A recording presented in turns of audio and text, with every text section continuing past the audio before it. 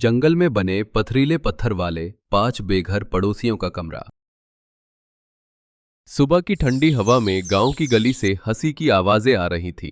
पांचों पड़ोसी गोपाल, कमला, रामू, शांति और मधु, सबके चेहरों पर एक अलग ही चमक थी।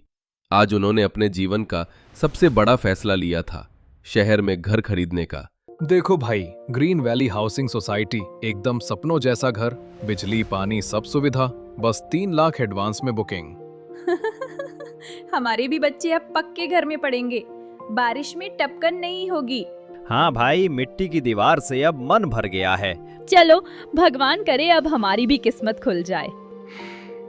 मुझे भी एक कोना मिल जाएगा जहाँ बारिश में डर न लगे, बस यही चाह है। सबके चेहरों पर उम्मीद थी। उस दिन उन्होंने अपने घरों का थोड़ा थोड़ा सामान बेच दिया। पुराने पीतल के बर्तन, पुराना रेडियो और यहां तक कि गोपाल की पुरानी साइकिल भी। सुरेश, जो गांव के इकलौते पढ़े लिखे व्यक्ति थे और शहर में क्लर्क की नौकरी करते थे, सबको समझाते हैं। मैंने सब देख लिया है, कंपनी पक्की है, पैसे दो, पेपर तैयार हैं, 3 महीने में चाबी हाथ में होगी। हाँ, मैंने तो सपना भी देख लिया, हमारी बालकनी में तुलसी का पौधा रखूंगी। 3 महीने तक पांचों परिवार सपने देखते रहे। हर शाम बैठकर बातें होती, कौन से रंग की दीवारें होंगी, किस कमरे में बच्चों का बिस्तर होगा। फिर एक दिन सब शहर पहुंचे। ऑफिस के दरवाजे पर ताला। साहब तो 2 हफ्ते पहले ही चले गए, सब पैसा लेकर भाग गए और अब यहाँ नहीं आएंगे। उन्होंने ये ऑफिस भी बेच दिया। आपकी तरह और भी बहुत लोग आए थे पैसे लेने के लिए। मैंने कहा था ना, शहर वालों पर भरोसा मत करना। अब क्या करेंगे? मेरे पास भी कुछ नहीं बचा, मैंने खुद सबका और अपना पैसा वहां लगाया था। किसी ने कहा था सपनों के घर में धोखा नहीं होता। अब बताओ, बिना घर के कहाँ जाऊं? धीरे धीरे बारिश शुरू हुई, जैसे आसमान भी उनके साथ रो रहा हो। उस दिन पांचों परिवारों ने महसूस किया, सपने जब टूटते हैं तो सिर्फ आवाज नहीं करते, जिंदगी को भी तोड़ जाते हैं। रात में मंदिर के बरामदे में सब बैठे थे, एक पुराने छाते के नीचे। किसी ने कुछ नहीं कहा, बस कमला ने धीरे से सबके लिए पानी और थोड़ी सी रोटी रखी। सब गया, पर जिंदगी अभी बाकी है। अब पता नहीं हमारा क्या होगा, हम कहाँ जाएंगे? हमारे घर सब बेचकर ही वो पैसे दिए थे। सोचा था 3 महीने बाद हमें हमारा अपना पक्का घर मिलेगा, लेकिन अब तो हमारी कच्ची छत भी हमसे छिन गई है। रात गहराती जा रही थी। मंदिर के बरामदे में पांचों परिवार चुपचाप बैठे थे। पास ही दिया टिमटिमा रहा था। हवा में ठंडक और उदासी दोनों थी।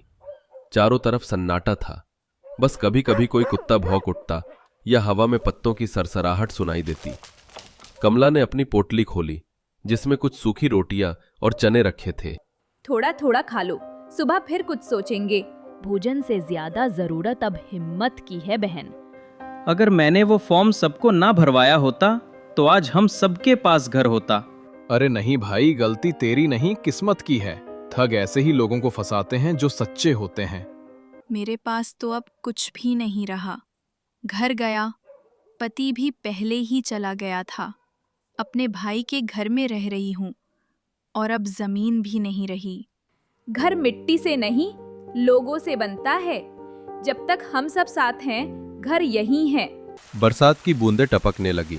सबने मंदिर के छज्जे के नीचे खुद को समेट लिया। गोपाल ने अपने गमछे से दिया बचाया ताकि थोड़ी रोशनी बनी रहे। अब क्या करेंगे हम, कहाँ जाएंगे? सरकार, पुलिस, सबको परवाह ही नहीं। जितनी परवाह हमें खुद की करनी चाहिए, उतनी कोई और नहीं करेगा। अब हमें खुद ही रास्ता निकालना होगा। सुबह की हल्की धूप आई तो मंदिर के सामने की मिट्टी की गंध सबको एक पल को ठहरने पर मजबूर कर गई। गोपाल उठकर नदी की ओर देखने लगा। दूर पहाड़ियों की तरफ धुंध थी और उनके बीच झिलमिल करती एक छोटी सी नदी। देखो, वहां नदी है और पत्थर हैं। अगर हम वहां चले जाएं तो कुछ बना सकते हैं। क्या बनाएंगे वहां? पत्थर खाएंगे? खाएंगे नहीं, पत्थरों को काटेंगे, वही हमारे घर की दीवारें बनेंगी। अगर किसी ने हमें धोखा दिया है तो अब खुद अपनी मेहनत से घर बनाएंगे।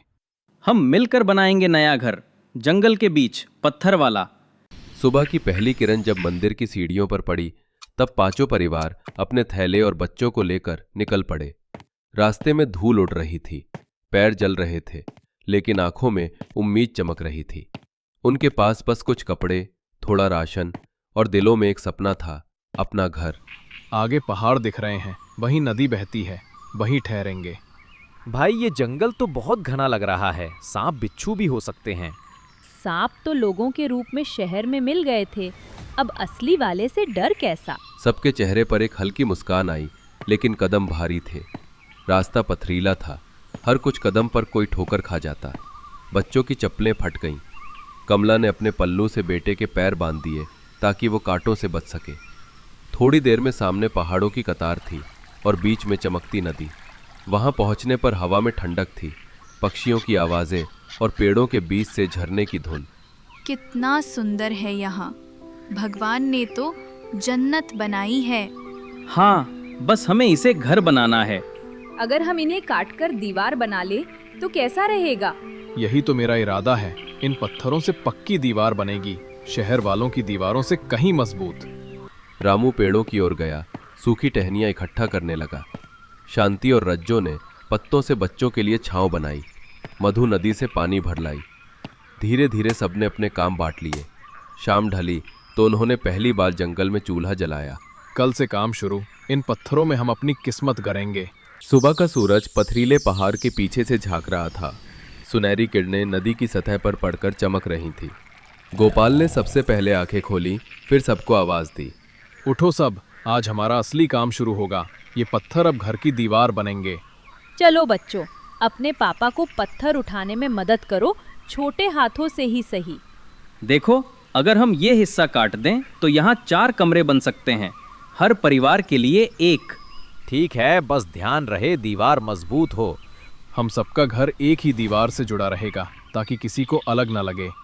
सब आदमी मिलकर पत्थर तोड़ने में लग गए। हथौड़े की आवाजें जंगल की खामोशी को चीर रही थी। सूरज सिर पर था, पसीना बह रहा था, लेकिन किसी ने शिकायत नहीं की। उधर कमला, शांति, मधु और रज्जो मिलकर चूल्हा बनाने में जुटी। अब ये चूल्हा हमारा मंदिर है, यहीं से सबका पेट भरेगा। और खुशबू से जंगल वालों को भी पता चलेगा कि इंसान बस गए हैं। न घर न छत, फिर भी रोटी का स्वाद आज सबसे अच्छा लग रहा है, क्योंकि इसमें हमारी मेहनत मिली है बहन। शाम होते होते पत्थरों से पहली छोटी दीवार खड़ी हो गई। देखो, ये है हमारी नई जिंदगी की नींव। सोचो, शहर वाले हम पर हंसेंगे, जंगल में घर बना रहे हैं। उन्हें हंसने दो, हमारे पास दिल है, उनके पास बस ईंटें। भगवान ने शायद हमें यहाँ इसलिए भेजा ताकि हम जान सकें, घर बनाना ईंट लगाने से नहीं, एक दूसरे पर भरोसा रखने से होता है। ये पहाड़ हमारे दुश्मन नहीं, अब ये हमारी छत है।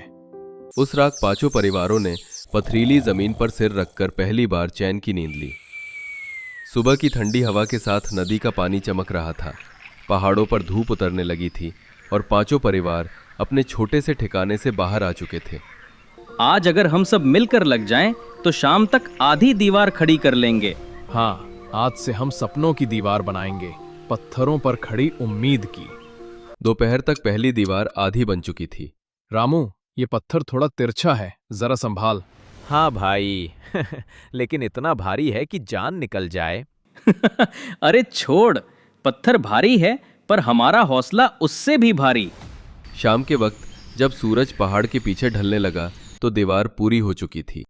अब ये दीवार सिर्फ पत्थरों की नहीं, हमारी कहानी की है। हाँ, इसमें हर चोट का निशान एक याद बनेगा और हर पत्थर में हमारी हिम्मत बंद है। देखो बेटा, ये वही दीवार है जहाँ तुम कल रंग भरोगे।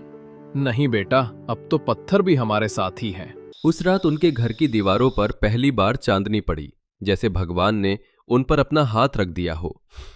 जंगल की ठंडी हवाओं में अब उनकी मेहनत की महक घुल चुकी थी। भाई, अब जब हमने खुद की दीवारें खड़ी की हैं, तो थोड़ी और मेहनत से गांव में फिर जमीन खरीद लेंगे, बस पैसे चाहिए। सुनो, कोर्ट के कागजात पर नाम आया है, कुछ लोग पकड़ लिए हैं। अभी पूरा पैसा नहीं मिला, लेकिन सोसाइटी के पास से कुछ संपत्ति जब्त की गई है। कल से पैसे के कुछ हिस्से जारी हो सकते हैं। ऐसा लगता है जैसे आकाश में बादल फट पड़े, पर अब ऊपर से रोटी बरसेगी क्या? कुछ महीनों के दबाव और झंझट के बाद अदालत ने आंशिक मुआवजा मंजूर किया। वो रकम पूरी नहीं थी, पर पांचों परिवारों ने मिलकर प्लॉट खरीदने के लिए जमा कर दी। गांव के एक छोटे से किनारे वाली जमीन का टुकड़ा, नदी के पास परतों वाली जमीन, सबके लिए पर्याप्त था। देखो, वही जगह जहां हम पहले पत्थरों से घर बनाते थे, अब गांव की तरफ से आधा कागज मिल गया है। हम सामूहिक रूप से अपना घर और कुछ खेत लेंगे। बच्चे नदी के किनारे खेलेंगे और हम सब मिलकर खेत में काम करेंगे। इससे खाने की कमाई भी रहेगी। जमीन मिलने के बाद उनका संघर्ष एक नए रूप में चला। अब उन्हें घर के साथ साथ खेती से जुड़ी योजनाएं भी बनानी थीं। दिन भर पत्थर का काम, शाम को खेत की तैयारी और रात में बच्चों की पढ़ाई, सब एक ताल में चलने लगा। गांव के शिक्षक ने बच्चों के लिए एक बड़ा प्लान रखा। शाम को गांव के छोटे से स्कूल में पढ़ाई की व्यवस्था। बच्चे बड़े हुए, गांव की नहर तक स्कूल की साइकिलों की कतार लगने लगी। कभी कभी गांव के बच्चे नदी किनारे पत्थरों पर बैठकर बतियाते और उन पत्थरों में अब उनकी आशाएं लिखी थी। याद है वो दिन जब हम मंदिर में छाता लेकर बैठे थे? आज वही छाते के नीचे हम सब मिलकर सुबह की चाय पीते हैं। और जब बारिश आती है तो अब हमारे छत में पानी नहीं टपकता, पर अधिक जरूरी है कि हमारे दिल अब एक दूसरे पर टपकते नहीं, भरोसा टपकता है। आखिर में उनका खोया हुआ घर भले लौटकर ना आया हो, पर उन्होंने अपने हाथों से एक ऐसी बस्ती बनाई, पथरीली दीवारों के बीच, जहां पांचों पड़ोसी, उनकी संतानें और गांव के लोग साथ रहते थे, काम करते थे, हंसते थे। अब चाहे दुनिया कुछ भी कहे, हमारे पास दिल है और यही हमारी असली छत है। और इस तरह खून पसीने, आंसू और मुस्कान के साथ पांचों पड़ोसियों की कहानी खत्म नहीं हुई। वो एक नई शुरुआत बन गई, जिंदगी की, संघर्ष की और उम्मीद की। गांव का किनारा, घर के बाहर बहू की विदाई की तैयारी, ढोलक, रोना धोना, रिश्तेदार विदाई के गीत गा रहे हैं। नदी किनारे एक सजी धजी नाव खड़ी है। बेटी, अब तू बहू बनकर जा रही है, लेकिन याद रखना, ये नाव सिर्फ तुझे तेरे ससुराल ही नहीं, हमारी दुआओं के साथ ले जा रही है। नदियों के रास्ते ससुराल जा रही है तू। पानी कभी ठंडा होगा, कभी तूफानी भी, पर तेरा मन मजबूत रहना चाहिए। माँ, मैं सच कह रही हूँ, थोड़ा डर लग रहा है। नदी इतनी गहरी और ये नाव। डर मत लगाओ संगीता, ये नाव तेरे लिए दुल्हन की पालकी जैसी है। देखो, पूरे मोहल्ले वाले तेरे स्वागत की तैयारी में हैं। नाव में रंग बिरंगी झालरें, फूलों से सजावट, ड्रम और बांसुरी बज रहे हैं। मोहल्ले के लोग नाव को किनारे से धक्का देकर पानी में उतारते हैं। चलो, नाव चल पड़ी है। हिलोरे हैं, लेकिन मंजिल भी उतनी ही खूबसूरत है। बहू नाव में बैठी, चारों तरफ पानी का नजारा, लहरें, पहाड़, झूमते पेड़। बहू सोच में पड़ जाती है, क्या मेरा नया जीवन वाकई इन नदियों और पहाड़ों के बीच होगा? नाव धीरे धीरे पहाड़ी मोहल्ले के सामने पहुंचती है। सफेद गुफा जैसे घर पहाड़ों में बने हैं। हर खिड़की से हरे पौधे झांक रहे हैं। बालकनी पर लोग खड़े होकर तालियां बजा रहे हैं। देखो संगीता, यही है हमारा घर, यही है हमारा मोहल्ला। ये सचमुच घर है। लगता है जैसे पहाड़ ने खुद अपने अंदर जगह बनाकर घरों को जन्म दिया हो। आ गई मेरी देवरानी। अरे सब लोग सजावट पूरी करो, बहू का स्वागत धूमधाम से होना चाहिए। सारे मोहल्ले वाले अपने अपने हाथ में थाली, फूल, नारियल लेकर तैयार। महिलाएं गीत गा रही हैं, बच्चे शंख बजा रहे हैं। बहू नाव से उतरती है, सब लोग फूलों की बारिश करते हैं। हमारे ठंडे पहाड़ी मोहल्ले में तुम्हारा स्वागत है। इतना सुंदर स्वागत, लगता ही नहीं कि मैं अजनबी हूँ। और यहाँ कितनी ठंडक है। हमारे गांव में तो जैसे आग निकलती थी। हाँ, ये समुद्री पहाड़ी जगह पर है ना तुम्हारा ससुराल, तो ठंडक मिलेगी ही। अब तुम हमारी हो गई हो। देखो, हमारा मोहल्ला पहले नदी किनारे था। बाढ़ और गर्मी ने हमें बेघर कर दिया, मगर इसी पहाड़ और नदी ने हमें नई पनाह दी है। हम सब मिलकर जीते हैं यहाँ। जो भी आता है वो सिर्फ घर का नहीं बल्कि पूरे मोहल्ले का हिस्सा बनता है। मोहल्ले वाले बहू को घेरे हुए बातें करते हैं। चाची, आप मेरे साथ नाव में बैठोगी ना? बहू, चिंता मत करना, जो भी काम होगा सब मिलकर करेंगे।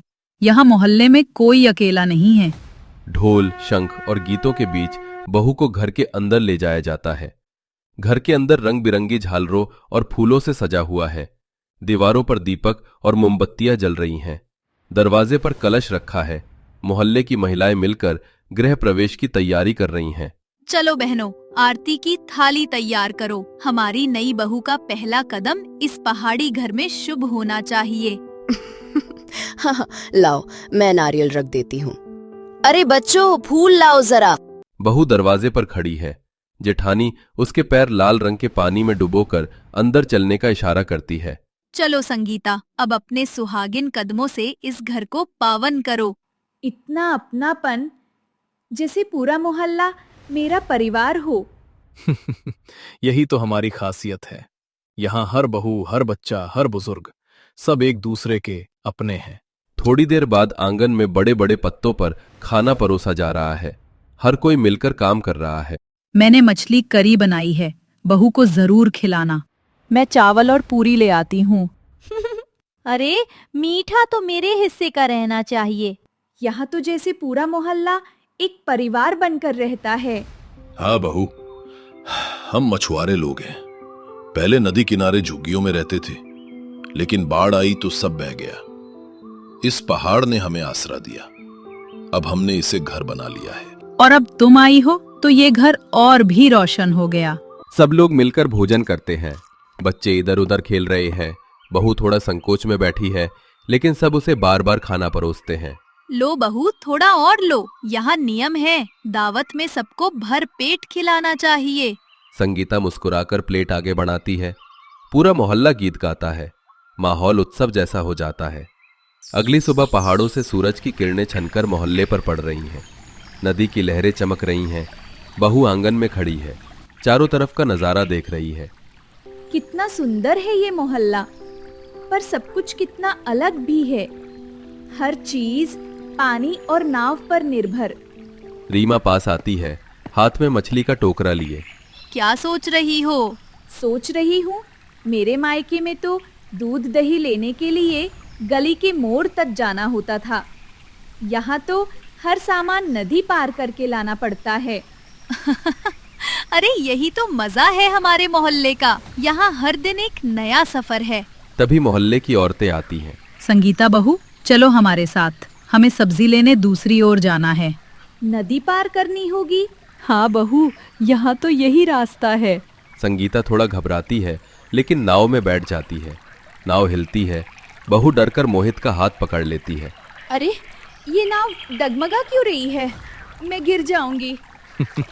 डरो मत, धीरे धीरे आदत हो जाएगी। दूसरी तरफ बाजार है। लोग सामान खरीद रहे हैं। संगीता भी धीरे धीरे सीखती है। लो बहन, ये टोकरी संभालो। इतना भारी सामान नाव में कैसे ले जाऊंगी? हफ्ते भर के लिए सब्जियां ली है ना। यही तो बहादुरी है बहू, हम सब मिलकर ले चलते हैं। वापस लौटते समय नाव हिलती है और बहू का एक थैला नदी में गिर जाता है। अरे मेरा सामान सब डूब गया। कोई बात नहीं बहू, नदी ने लिया तो नदी ही लौटाएगी। हम फिर से खरीद लेंगे।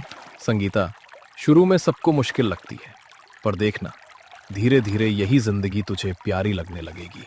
प्यारी? मुझे तो अभी बहुत अजनबी लग रही है ये दुनिया, पर मुझे कोशिश करनी होगी। शाम के समय संगीता आंगन में बैठी है। पास ही नदी की लहरें टकरा रही हैं। उसके चेहरे पर थकान और हल्की झुंझलाहट है। हर दिन नाव, हर दिन सामान की चिंता। कहीं भी जाना हो तो नदी पार करो। न जाने मैं इस सब की आदत कब डाल पाऊंगी। तभी जेठानी रीमा आती है। हाथ में पानी से भरा घड़ा है। अरे देवरानी, यो उदास क्यों बैठी हो? दीदी, कभी सब्जी नदी में गिर जाती है, कभी नाव डगमगा जाती है। कल तो मैंने कपड़े सुखाए थे, अचानक लहरें उठी और आधे गीले ही रह गए। ये सब तो यहाँ की रोजमर्रा की बातें हैं। मोहल्ले में रहना है तो थोड़ी बहुत मुश्किलें तो झेलनी ही पड़ेंगी। तभी मोहल्ले की कुछ और महिलाएं आती हैं। हाथों में बर्तन और खाना है। बहू, आज हमने मछली पकड़ी है, सोचा तुम्हारे घर भी दे आते हैं, और ये कुछ चावल भी रख लो। कल नाव उलट गई थी, तुम्हारा सामान नदी में बह गया था ना। अरे आपने क्यों इतना कष्ट किया? कष्ट कैसा बहू, हम सब एक मोहल्ले के हैं, यहाँ कोई अकेला नहीं रहता। शायद यही इस मोहल्ले की असली खूबसूरती है। सबका साथ, सबका अपनापन। रात का समय, चांदनी नदी पर झिलमिला रही है। रात के समय यहाँ समुद्री पहाड़ के बीच कितनी शांति लग रही है। ऐसा सुकून तो वाकई में कहीं भी नहीं मिलेगा। अगले दिन सुबह बहू मोहल्ले के चौक में सबको इकट्ठा करती है। मुझे यहाँ बहुत अच्छा लगता है, पर हम यहाँ क्यों रहते हैं? हम कहीं और भी तो रह सकते हैं। यहाँ किसी चीज की सुविधा नहीं है। बहू, ये हमारा घर है। अब अपने घर को छोड़कर भला कोई कहीं जाता है क्या? तू कैसी बातें कर रही है? मैं आपकी बातों से बिल्कुल सहमत हूँ, लेकिन यहाँ है ही क्या? हर छोटी मोटी चीज के लिए हमें शहर भागना पड़ता है। तो अब क्या हम अपना ठिकाना ही छोड़ दें? बच्चों के बारे में तो सोचो। यहाँ है ही क्या? देखो, नदी और पहाड़ ने हमें सहारा दिया था, लेकिन हम हमेशा नहीं रह सकते। अब सही जगह लौटने का समय आ गया है। संगीता, तुम शायद जानती नहीं हो, इसलिए हम बता रहे हैं कि हम सब पहले सामान्य लोगों की तरह गांव में रहते थे। खेती बाड़ी, बच्चों को स्कूल जाना हमारा भी सबकी तरह ही चलता था। जब पहले सब सामान्य था तो अब क्यों नहीं?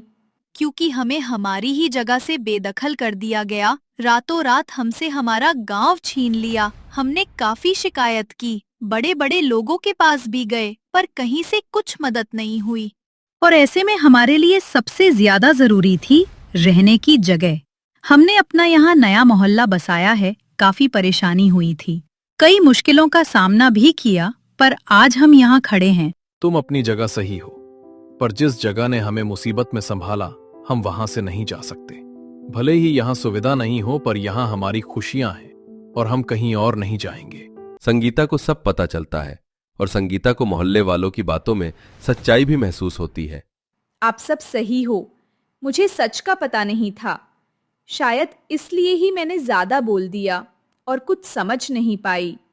कोई बात नहीं संगीता, तुम्हें बस सच नहीं पता था, लेकिन मोहल्ले वालों का प्यार तो पता था ना।